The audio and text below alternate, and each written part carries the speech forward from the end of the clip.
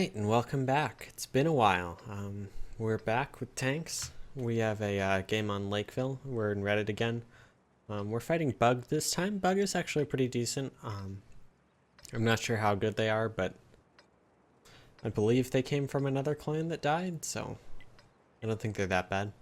Anyway, we're on Lakeville. This time we're defending now. Lakeville defense is actually one of the more complicated defenses to run. Mostly because going into the city is kind of a death wish from this side. It just doesn't really work.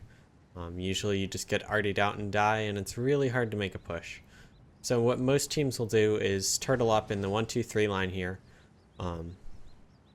and basically just attempt to wait out the storm with a bunch of heavy tanks. You'll also see people try and YOLO the valley. And here what we're going to do is try to do a little bit of both. We're going to start by sending the 140s TVP and some of the E5s and 50Bs towards this end of the valley here. We want to kind of see what their plan is before we make a push, but eventually what we want to do is get heavies or medium tanks down into like H2, J2. And that way they'd be able to pressure the base. But it doesn't look like we're going to be able to do that because we've got at least 2 IS-7s and 2 E5s and probably a lot more than that driving down the valley towards us. So what we're going to do is we're going to immediately split the medium tanks off, because medium tanks in a front, face-to-face brawl with heavy tanks will probably just die. The 50Bs are also going to back off because we don't want to take damage in weak turrets, and we're just going to try and hold here because they also probably have control of the city at this point because we're not likely to go there, so they can send a split force both to the city and through the valley here, and they're going to try and catch us in a pincer and RD us out. So I'm going to take this moment because we're slowing down and talk a bit about choosing your tank comp. We do spot a T22 in the middle, and that's actually going to kind of negate any foray out into the 9-0 line that we're going to make with those mediums. But as far as tank comps go, what I usually like to do is kind of figure out what I want to do initially, and usually if you figure that out, like in this game, what I want to be able to do is defend B3, and Prof puts in a great RD shot there. He does something like 5,000 damage this game, something absurd. Anyway, what we want to do here is we want to pressure down in H2 and J2 while also holding B3, and that lets us kind of keep them off balance and doesn't really let them make a push. And so while we weren't able to do that, that's what my tank comp is set up to do. So we have 3 mediums that are 140s. They're just good general all-rounders. We have an STB to hang out in A2 in the north. Can get some decent cap resets from there. It's basically just because it's another position that you can use to take advantage of the north, and I think he just gets RD'd this game, so it didn't work out real well. We also have a TVP because autoloaders in large groups usually don't do all that well, but they can be a nice complement to some single shot tanks. So that's kind of my general rule on autoloaders, is bring them to support the single shot tanks, but don't rely on them to be the sole pushing or fighting force of your team, particularly because they're usually very squishy.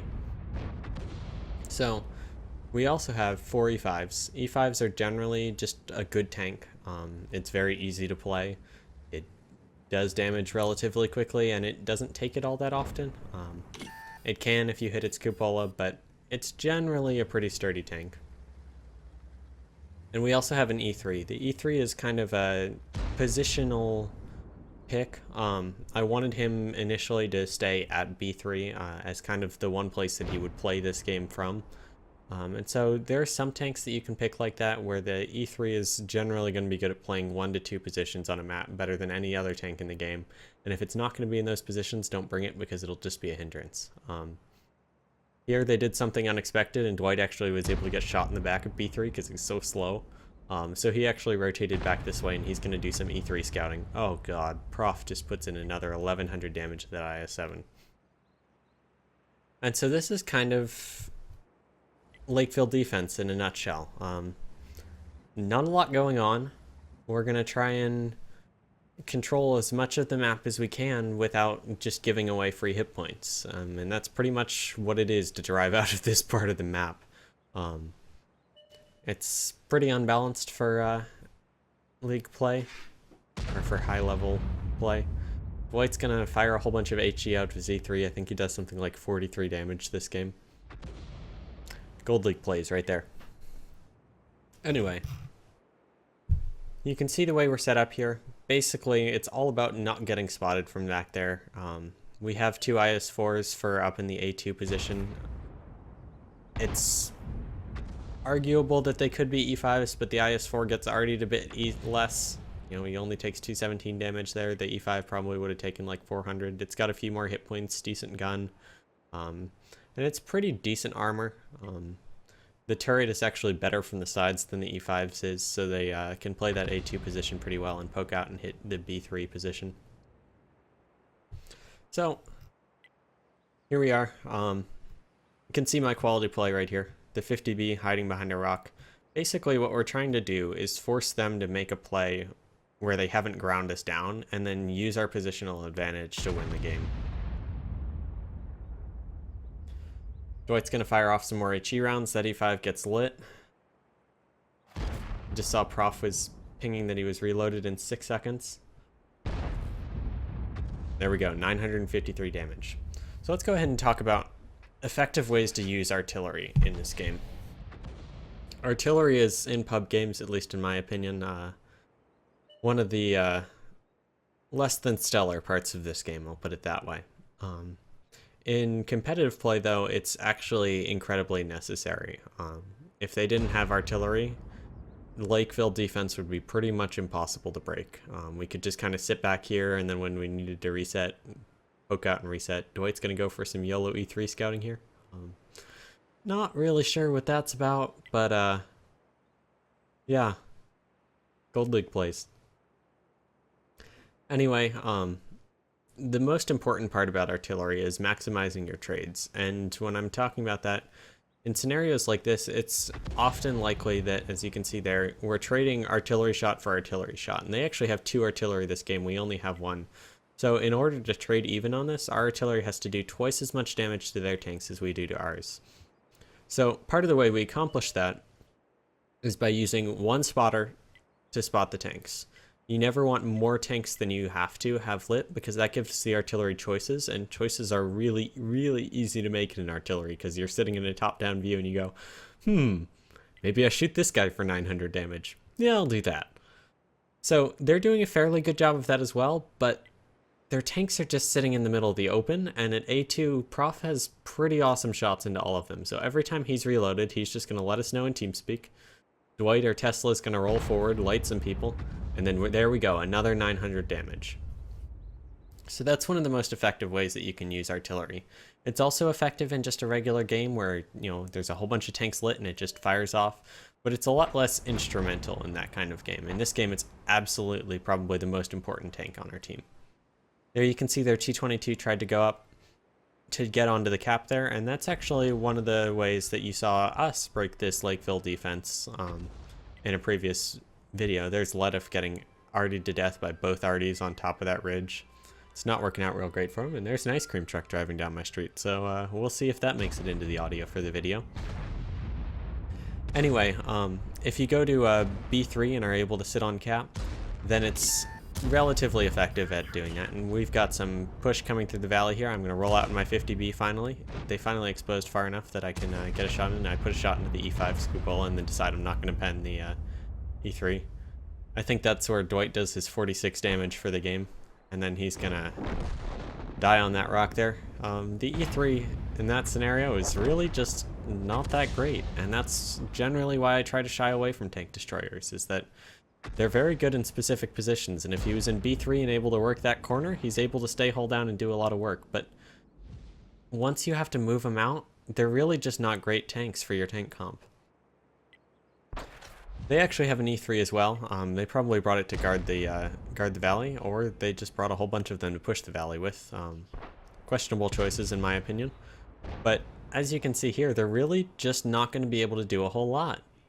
We've got GPU and Little Gutta Smurf over here on the right. I'm in the front, and Tesla Troopers on the left. So any way they go, really, they're going to be giving their sides to at least 2 tanks, and so it doesn't really bode well for their survival. Tesla's going to trade with that E3, and E5 bounces the shot in return because the E5 is balanced. I decide I want to go for a shot there and then don't take it. Prof puts another huge shot into those two E3s, so that already is just doing work. And here we go. In the north, they're starting to make the play that we made to break this cap, where they have two IS-7s on the cap.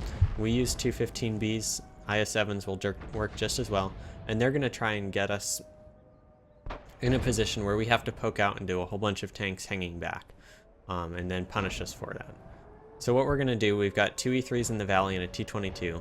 Tesla and I can hold those guys off. We're going to rotate the mediums back to the north, and then we're going to start making an aggressive play to kill those guys on cap, because we're up a tank right now, but we really need to reset. We have 12 seconds left on the cap. There we go. Prof puts in a great shot on the IS-7, and then he goes down. So was it worth it? Possibly. Probably not actually, but I asked him to do it, so I'm not gonna be too upset with him. There we go. Ninja Gumby and the TVP takes out the IS-7. They've still got 2 on cap, but we're down to 30 seconds on cap. There already puts in a great shot on Milkman, takes out our 50B, and I finally noticed that these guys in the valley are pushing, so maybe I'll get into that fight. I'm going to roll up here in my 50B. I'm going to call for Tesla and GPU to just push with me here, actually. Mostly because we really want to get out of this surround. They've got us on 2 sides. So we want to be able to break out in some way so we're not getting shot in the back. GPU is going to push forward, get the E3. That's great. He's the one shot. I'm going to roll forward, auto aim 2 shots into the T-22 and get shot in the back by Tesla. It's alright though.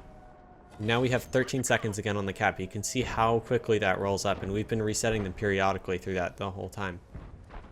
Cranshell's going to try and sacrifice his E5 for resets here, so he just drives forward. There we go. Now we're going to be able to start making a play in the north. We take out that IS-7. Smurf is going to go around behind this next IS-7, try and draw his gun around, and at that point all our other heavies are going to be able to take him out. Probably not worth this really aggressive play here, but it gets us 2 IS-7s for 2 tanks, I believe. But it didn't work out that badly. You can also see, once we made that push, we didn't just give up that side. We all of a sudden have an opening where they have to pull tanks out of the north to go deal with our 140 and E5 in the south now. They're going to get the Arty, which is always good. It's only one of the Artys, but it's always nice to kill an artillery in a clan game. They just do so much damage, as you saw before. And we're going to put 2 on cap, which means that they either are just going to lose, but while we can just take our time getting resets up here, and it doesn't even matter if we survive up here, really, as long as we get the resets. Or they have to send tanks into the south to reset those guys, at which point we have a big overmatch in the north and we're able to just take it. So they're going to try and roll up. This IS-7 really should have stayed back farther.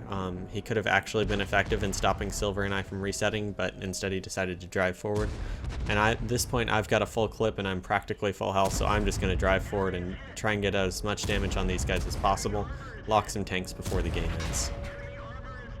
So here we go. I get a kill on that IS-7. Somebody else should pick up this 90 hit point IS-7 pretty soon here, and you can see all the dead tanks they sacrificed to get on there.